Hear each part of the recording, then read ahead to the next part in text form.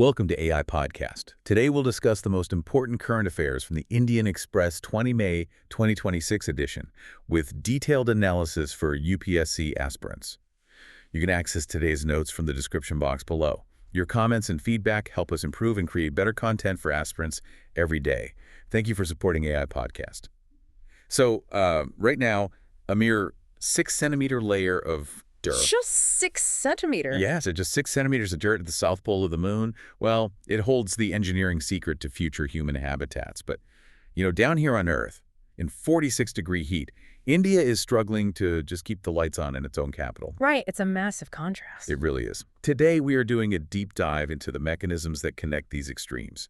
We're looking at the structural load-bearing walls of the Indian Constitution, the physiological limits of the human body, the game theory of global oil sanctions, and of course, the geopolitical scramble for the minerals that will power the next century. The overarching theme running through all of today's sources is basically structural integrity. Structural integrity. Exactly. Whether we're analyzing a municipal ward's ability to distribute water or a lunar lander's ability to measure thermal conductivity, we are fundamentally looking at how systems handle extreme stress. And to understand the macro-level foreign policy and space exploration stuff, we really have to start by examining the micro-level stress fractures in, domestic governance. Okay, let's unpack this because the ultimate stress test for a democracy is its justice system, right? Specifically, how it handles individual liberty versus state security. Yep, the classic balancing act. Exactly. And we have a major development regarding the Unlawful Activities Prevention Act, or the UAPA. A Delhi court recently declined interim bail to activist Umar Khalid, reasoning that his mother's surgery wasn't, complex enough to require his presence. Right. But the Supreme Court's reaction to this broader issue has triggered a massive systemic debate about the mechanics of bail and judicial precedent. Yeah, and if we connect this to the bigger picture, a division bench of the Supreme Court Justices B.V. Nagaratna and Ujjal Bhuyan, they expressed some serious reservations about earlier rulings by other two-judge benches that had denied bail in similar UAPA circumstances. Oh, really? Yeah, they didn't just disagree. They pointed directly to a 2021 ruling by a larger three-judge bench in the K. Anajeb case. Okay, what was the precedent there? Well, that 2021 ruling established a clear constitutional mechanism. Basically, if an undertrial faces prolonged incarceration with no end to the trial in sight, bail must be granted, because the delay itself violates Article 21, the right to life and personal liberty. I mean, think of the legal doctrine at play here, stare decisis, like the foundation of a skyscraper. That's a good way to put it. Right. A two-judge bench is essentially an interior decorator. They can change the wallpaper in a room on the third floor, but they cannot take a sledgehammer to the steel load-bearing beams put in place by a three-judge bench. Exactly, because if a smaller bench just circumvents the larger bench's ruling, the predictability of the entire legal structure just collapses. It breaks the whole system of constitutional fairness. It does. And the statistical reality of the UAPA makes this foundational discipline absolutely critical. When we look at the National Crime Records Bureau data from our sources, the national conviction rate under UAPA hovers between 2 and 6%. Wait, 2 to 6%? That's incredibly low. And it's even lower in Jammu and Kashmir. It's under 1% there. Wow. So the mechanism of punishment has basically shifted.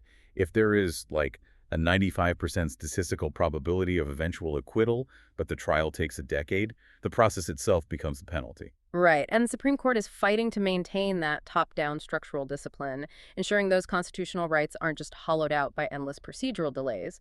But, as our sources from Devesh Kapoor and Arvind Subramanian indicate, while the top of the system is defending its structural integrity, the foundation is effectively crumbling. You're talking about local governance, the third tier of government. Yes.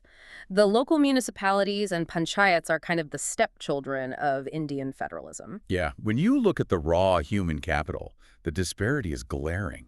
I mean, in the U.S. and China, nearly 2/3 of all government employees work for local governments. Yeah. In India, that number is just over 10%. And a staffing deficit is always a symptom of a funding deficit. Indian urban local bodies, or ULBs, they generate only 0.3% of the GDP in taxes. That's nothing. It is nothing. They are financially paralyzed, which makes them politically subservient to state governments. State capitals routinely refuse to decentralize power. To the point where city governments often lack the statutory authority to even appoint their own municipal commissioners. And the authors draw a really sharp contrast with China's urbanization playbook here, right? Hmm. Both nations experienced massive economic booms that spiked real estate values. Yeah, they did. But Chinese local governments figured out how to fiscalize that land.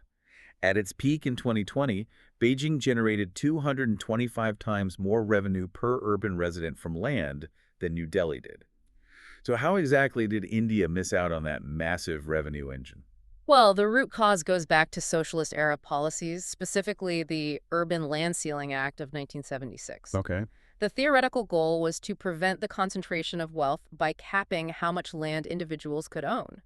But in practice, the mechanism failed completely. How so? Instead of the state acquiring and monetizing excess land for public infrastructure, the legislation locked prime urban real estate in decades of litigation. It choked the legal supply of land, sent prices skyrocketing, and basically forced real estate development into the black market. And local municipalities couldn't tax shadow economy transactions. Exactly, leaving them chronically starved of revenue. And, this inability of local governments to raise funds isn't just some abstract economic problem. When a crisis hits, like the 46-degree heat wave baking Delhi right now, a hollowed-out municipality means a failing public response. It's terrifying, honestly. It is. Delhi is relying on ad hoc measures. The Building and Other Construction Workers Welfare Board is scrambling to distribute survival kits, like glucose, SATU, and ORS, to laborers. We usually talk about the Graded Response Action Plan, or GRAP, when Delhi chokes on winter smog. But now, the sheer lethality of the summer heat requires a similar municipal emergency framework. Yeah, because the meteorological data is shifting from just uncomfortable to fundamentally unlivable. We have to look at a metric called the wet bulb globe temperature, or WBGT. Right, because standard thermometers just measure ambient heat. Exactly. But WBGT measures heat, humidity, wind speed, and solar radiation combined. It represents the physiological limit of the human body. So what happens when that limit is reached? Well, when the WBGT hits 35 degrees Celsius, human sweat no longer evaporates. The body cannot cool itself, leading to lethal heat stroke within hours, regardless of how much water you drink. And we are seeing the global realization of this limit in sports. The FIFA World Cup has been forced to fundamentally alter its schedules and implement mandatory cooling breaks, specifically because of WBGT readings crossing safety thresholds for elite athletes. Right. And in Delhi, construction workers aren't playing a 90-minute match. They are doing hard manual labor for 10 hours a day in those exact lethal conditions. So the immediate survival reflex for the middle class is air conditioning, naturally. But that translates biological stress directly into infrastructural and economic stress. I mean, the national peak electricity demand just shattered records, hitting 260 gigawatts. And Delhi alone crossed the 7,000 megawatt mark exceptionally early in the season. Right, and generating 260 gigawatts requires an uninterrupted, massive supply of thermal fuels, coal, oil, and gas. And this domestic energy hunger is violently colliding with global supply chain bottlenecks. Definitely. The West Asia conflict has effectively turned the Strait of Hormuz into a geopolitical choke point. And the scale of that bottleneck is severe. Roughly 2.5 to 2.7 million barrels per day of India's crude imports typically transit through the Strait of Hormuz. Oh, wow. Yeah, that is nearly half of the country's total oil supply at risk just as domestic demand peaks.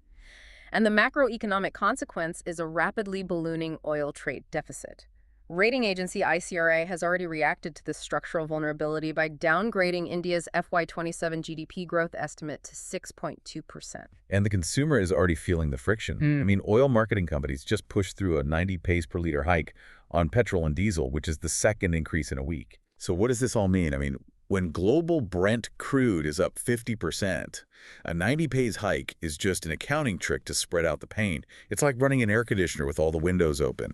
Unless the structural supply issues are resolved, we are just bleeding money. Yeah, to stop that hemorrhage, India has to play aggressive geopolitical hardball. And that brings us to the U.S. Treasury's recent decision to extend the sanctions waiver on Russian crude until June 17th. Which is huge. It is. Indian refiners are now legally permitted to purchase oil from sanctioned Russian entities, like Rosneft and Lukoil, without facing secondary penalties from Washington. What's fascinating here is the geopolitical game theory behind that waiver. I mean, Washington's primary stated objective is to squeeze Moscow's war chest. But heading into a U.S. election year, the incumbent government is terrified of domestic inflation. Oh, absolutely. If Washington completely blocked Russian oil while the Strait of Hormuz was compromised, Global crude prices would hit unprecedented highs, spiking gasoline prices in the American Midwest. So the U.S. administration is calculating that global market stability supersedes the optics of the sanctions regime.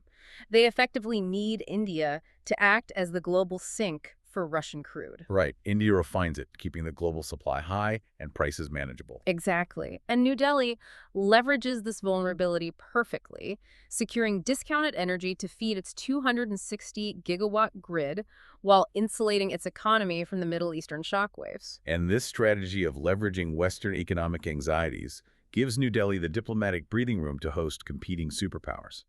Just look at the guest list for the upcoming BRICS summit in New Delhi this September. Yeah, the sources confirm both Russian President Vladimir Putin and Chinese President Xi Jinping are expected to attend. Which is wild. The optics of Xi Jinping arriving in New Delhi are profound. It will be his first visit to India since October 2019, predating the massive military standoff at the line of actual control. So, India is actively maintaining a pragmatic, fiercely independent foreign policy.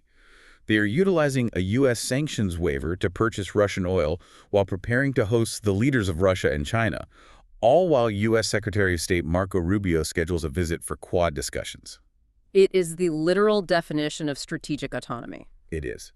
But navigating the Strait of Hormuz and playing oil politics is ultimately a 20th century survival tactic, right?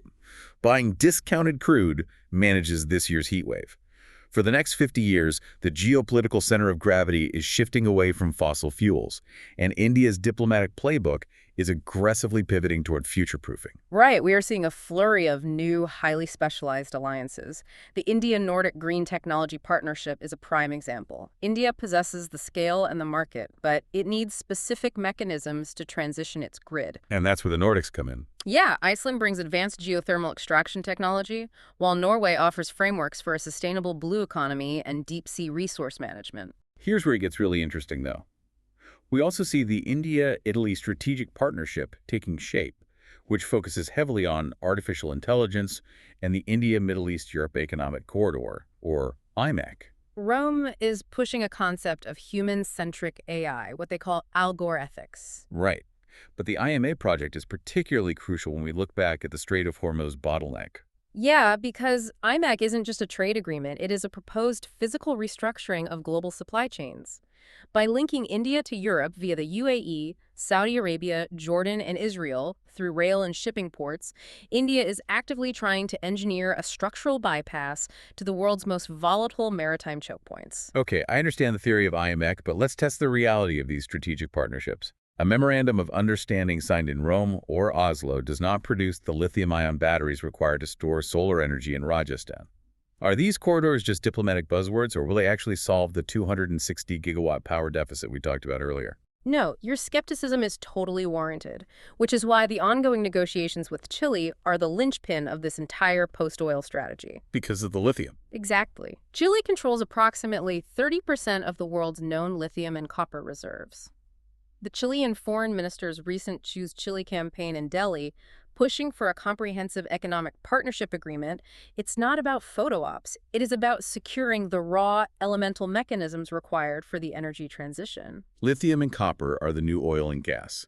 You cannot build a localized, decentralized green grid without massive battery storage, and you cannot build the batteries without Chilean minerals. Right, and Prime Minister Modi used the term samband, meaning connection, in Oslo. The strategy is to fuse Nordic engineering, Italian digital infrastructure, and Chilean critical minerals with Indian manufacturing scale. It is a massive effort to engineer resilience. And this philosophy of managing resources, of engineering survival in complex environments, extends far beyond human economics. It applies directly to how India is managing its natural ecosystems, specifically the Asiatic lion and cheetah conservation projects. Yeah, Environment Minister Bhupender Yadav provided crucial updates on these initiatives from our sources. The Asiatic lions face a terrifying structural vulnerability. They exist in a single, geographically isolated population in Gujarat's Gir forest. So, from a biological standpoint, a single viral outbreak could trigger an extinction-level event for the species. Exactly. The conservation strategy relies on forced redundancy. The government is working to establish a separate free-ranging population in an entirely different geographic zone. If one population suffers a catastrophic disease vector, the other survives. And what about the cheetahs? The Cheetah project in central India isn't about maintaining a glorified safari park. The ultimate, highly complex goal is habitat management engineering the prey base and landscape to a point where these predators can be released from enclosures and coexist in the wild. It requires an obsessive level of data collection and environmental monitoring to ensure a species can survive outside its controlled parameters, which, brings us to the most extreme environment India is currently mapping, the lunar surface. Yeah, the Chandrayaan-3 mission continues to yield vital structural data. The focus right now is on the CHASE-D instrument, which successfully mapped the thermal profile of the lunar soil near the South Pole during the lunar twilight. The mechanics of lunar twilight are fascinating because the transition lasts for hours, drastically altering the surface temperature. The CHASE-D data revealed that within just a shallow depth of 6 to 9 centimeters, the lunar regolith consists of two entirely distinct thermal layers. And understanding the thermal conductivity of that 6-centimeter layer of dirt is the absolute prerequisite for off-world colonization. Why is that exact layer so important? Well, if humanity is going to construct physical habitats on the lunar South Pole, engineers must know exactly how the soil absorbs, retains, and dissipates heat. Without that exact mechanism, any structure built there will either freeze or boil its occupants as the lunar day cycles. Wow. When you pull all these threads together, the macro picture is staggering. We started by examining the Supreme Court defending the foundational blueprint of the Constitution against procedural decay. We saw how a rotting municipal foundation leaves a population completely defenseless against a 46-degree heat wave and a surging wet bulb temperature. And we tracked how that heat wave strains a 260-gigawatt power grid, forcing New Delhi to navigate the inflationary game theory of U.S. sanctions just to keep Russian oil flowing through global bottlenecks. And then we watched the diplomatic pivot, securing Chilean lithium and mapping the IMEC corridor to ensure the economy of 2050 isn't held hostage by the choke points of 2026. It is the relentless pursuit of structural integrity.